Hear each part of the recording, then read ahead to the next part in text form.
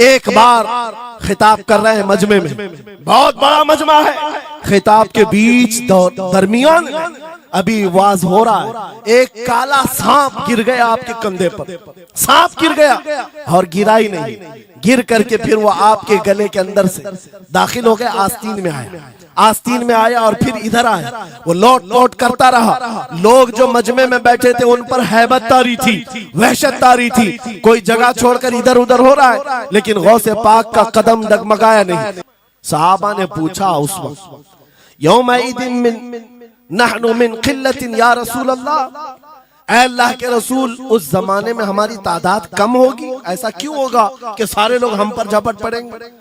नबी पाक फरमाते हैं, वलाकिन्नकुम कसीरून, नहीं तुम तो बहुत ज्यादा होंगे उस वक्त, गौसाअन का गौसा इस्सैल, लेकिन तुम्हारी हालत समंदर के झाग की तरह होगी, यानी समंदर का कफ झाग जो होता है हवाओं से उड़ जाता है, तुम्हारी हालत ऐसी होगी।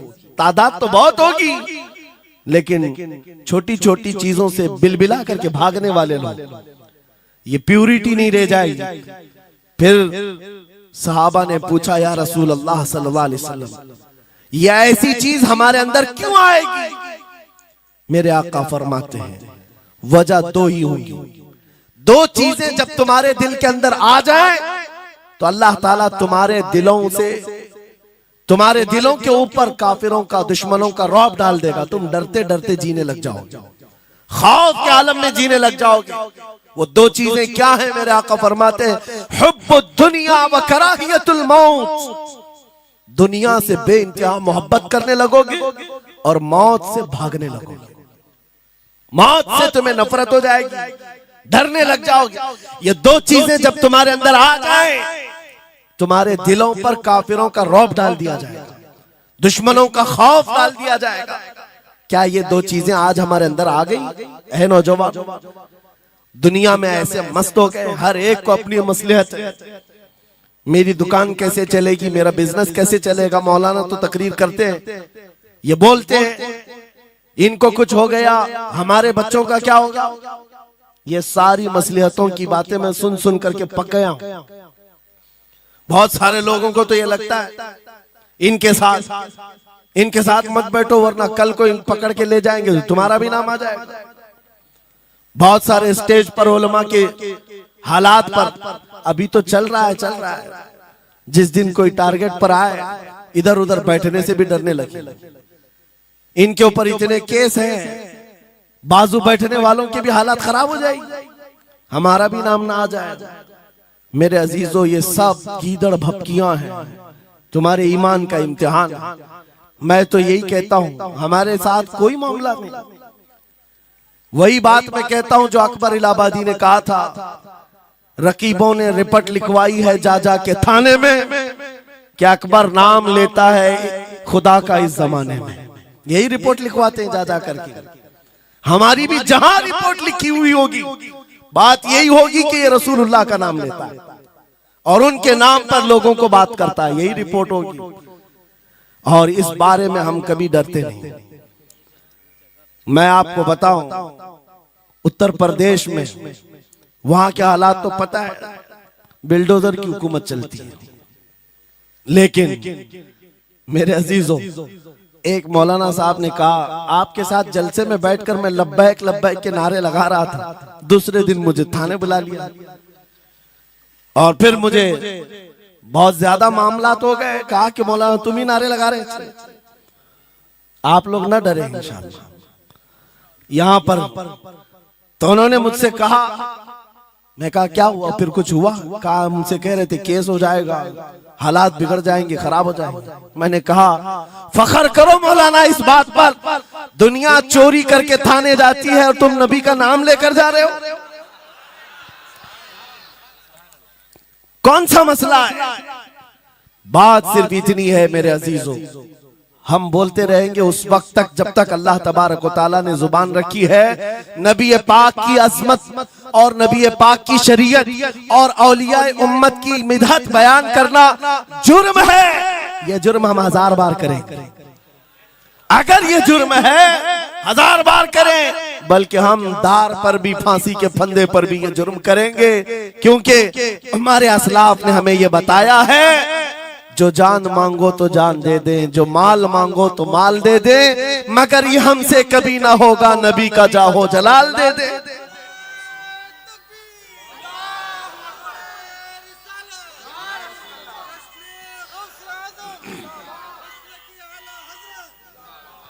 खामखा बेचारे हमारे रिश्तेदारों को डरा करके रखे लोग, पुलिस वाले हजरात को कुछ लोग रिपोर्ट लिखवा लिखवा कर डरा करके रखे हुए। मैं आपको बता रहा हूं, एक साल में तकरीबन 170 के करीब जलसे करके आए।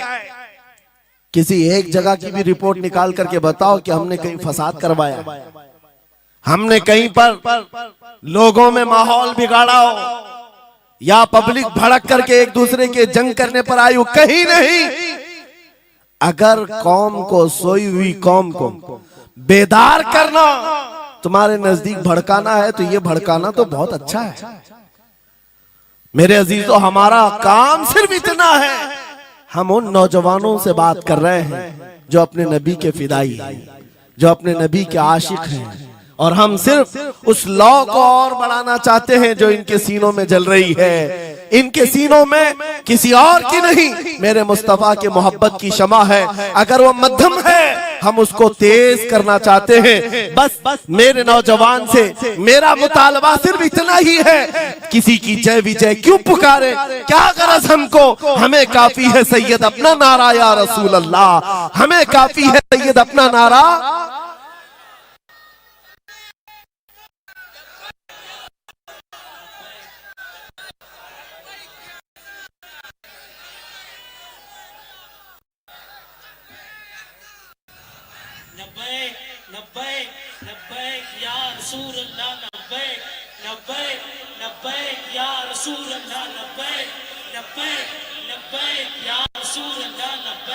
तवज्जो,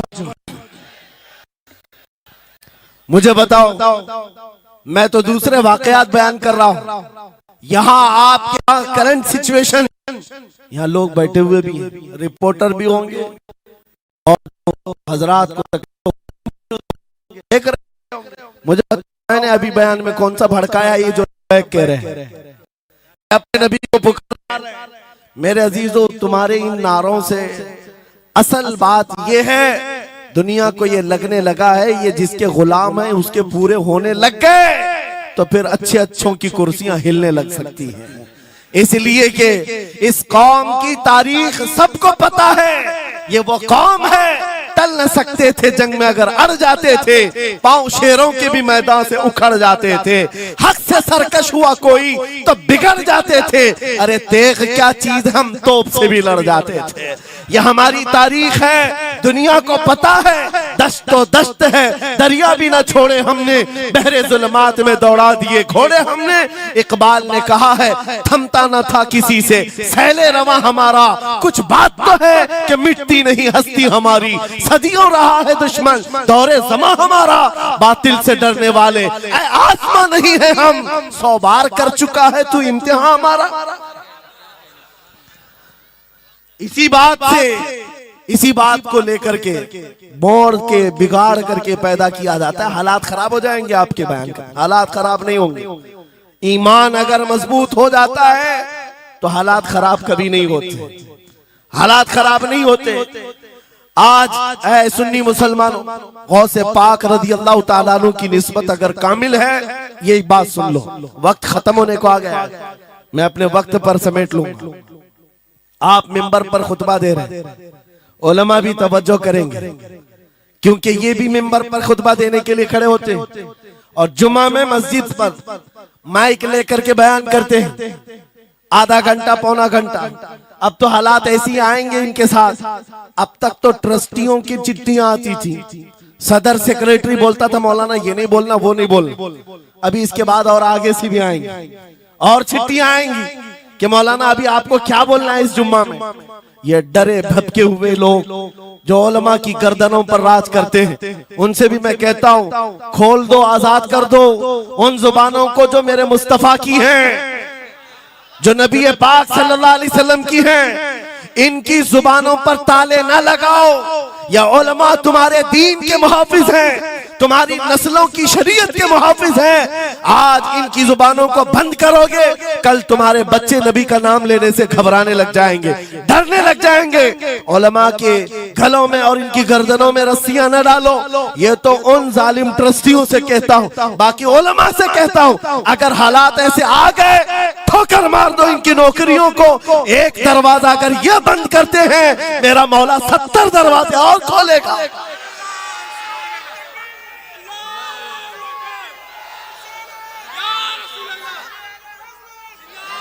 सुनो, गौसे पाक रज़ी अल्लाह ताला अन्हु किस बात से डरते थे?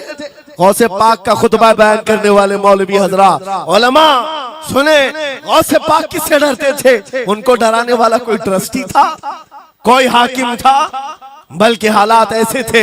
एक बार खिताब कर रहे हैं मजमे में, बहुत बड़ा मजमा है, खिताब के बीच दरमियान अभी वाज हो रहा है, एक काला सांप गिर गया आपके कंधे पर। सांप गिर गया और गिरा ही नहीं, गिर करके फिर वो आपके गले के अंदर से दाखिल हो गया, आस्तीन में आया, आस्तीन में आया और फिर इधर आया। वो लौट लौट करता रहा। लोग जो मजमे में बैठे थे उन पर हैबत तारी थी, वहशत तारी थी। कोई जगह छोड़कर इधर उधर हो रहा है, लेकिन गौसे पाक का कदम डगमगाया नहीं, ना जिस्म के अंदर कोई हरकत हुई। आपका बयान कंटिन्यू जारी रहा, उसी तरह जारी रहा। वो सांप कभी आपके सामने आया, कभी इधर आया और घूम फिर करके वापस चला गया।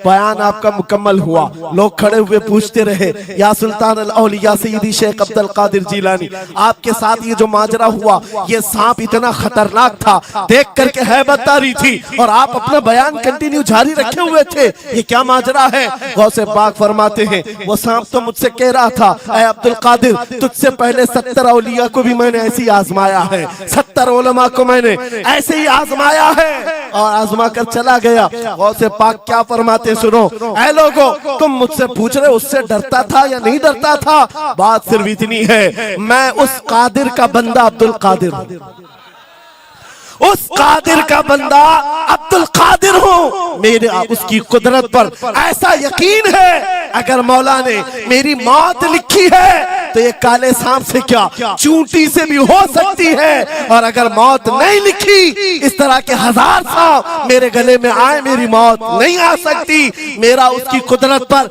यकीन कामिल है, इसलिए मैं उसका बयान कंटिन्यू रखा, जारी रखा। आज मैं यही कहता हूं, ऐ सुन्नी मुसलमानों और इन उलमा से भी, अगर हमारी मौत लिखी है, छोटे से हादसे से भी हो सकती है, और अगर नहीं है तो वक्त का प्राइम मिनिस्टर भी तुम्हारी गर्दन पर पैर रखे, मौत नहीं आ सकती, क्योंकि कादिर मुतलक मेरा रब्बुल आलमीन है। वक्त का बादशाह भी तुम्हारी गर्दन पर तलवार रखे, नहीं आ सकती। आपको पता है चंगेज की तारीख? चंगेज एक जालिम बादशाह गुजरा, बहुत बड़ा जालिम, जिसके सर पर 50 लाख लोगों के कत्ल का इल्जाम है। 50 लाख इंसानों का कत्ल मामूली है? उस जमाने का चंगेज, और वो मुल्क के मुल्क फतह करते हुए निकला था। एक जमाना ऐसा था मेरे अजीज, घोड़े पर बैठा हुआ चंगेज कुछ लोगों को, मुसलमानों को गिरफ्तार करके मैदान में खड़ा किया है और जल्लाद को बुलाया कि एक साथ सबकी गर्दनें उड़ाने लग जाओ। वो कितने लोग थे? 3 सफों में खड़ा किए हुए थे लोगों जिनका कत्ल होना था। लाइन से खड़े हुए हैं, सब अपनी अपनी बारी का इंतजार कर रहे हैं। जल्लाद तलवार लेकर आया और जब पहली सफ वालों को कत्ल करने लगा, वो गर्दनें उड़ा रहा था।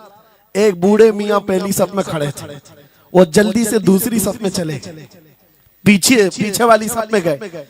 बादशाह चंगेज घोड़े पर बैठा हुआ खिलौने से खेल रहा है और ये मंजर भी देख रहा है और हंस रहा है।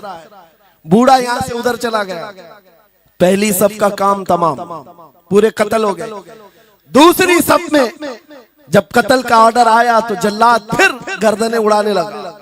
दूसरी सफ, दूसरी लाइन को कत्ल करने लगा जल्लाद। ये बूढ़े बाबा जो है तीसरी सफ में चले, पीछे और एक सफ थी, यहां से बचकर तीसरे में चले गए। दूसरी सफ भी उड़ गई।